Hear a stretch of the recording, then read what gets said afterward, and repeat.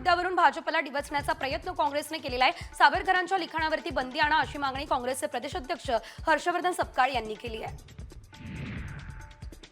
बुलडाण्यात समृद्धी महामार्गावरील पुलाचा लोखंडी अँगल तुटला, अनेक गाड्यांचे टायर फुटले, त्यामुळे महामार्गावर अनेक गाड्या अडकून पडल्या। त्यांना वेळेत मदत मिळाली नाही। या ठिकाणी मोठा अपघात होण्याची भीती आहे। याकडे प्रशासनाकडून दुर्लक्ष केला जात असल्याचा आरोप आहे। वाशिमच्या वन विभागाच्या प्रादेशिक उपवनरक्षक कार्यालयासमोर एका महिलेने बेमुदत उपोषण सुरू केलं। विळे गावातील शेतात रानडुकरांच्या हल्ल्यात त्या जखमी होऊन त्यांना अपंगत्व आलंय। दरम्यान गेल्या 2 वर्षांपासून वन विभागाचे उंबरठे झिजवूनही मदत न मिळाल्यानं त्यांच्या कुटुंबानं आंदोलन सुरू केलं। वर्ध्यातील आष्टीच्या बांबर्डा गावातील हनुमानाच्या मंदिरात अस्वलाचा धुमाकूळ दिसलाय। गावात अस्वल शिरल्याची बातमी मिळताच वन विभागानं तात्काळ घटनास्थळी धाव घेतली आणि अस्वलाला जेरबंद केलंय। अकोल्यामध्ये अवकाळी पावसाचा तडाखा बसलेला आहे। सलग दुसऱ्या दिवशी अकोल्यातल्या बाळापूर तालुक्यात कांदा उत्पादक शेतकऱ्याला मोठा फटका बसला। काढणी करून कापण्यासाठी ठेवलेला कांदा अक्षरशः पावसाच्या पाण्यात भिजला।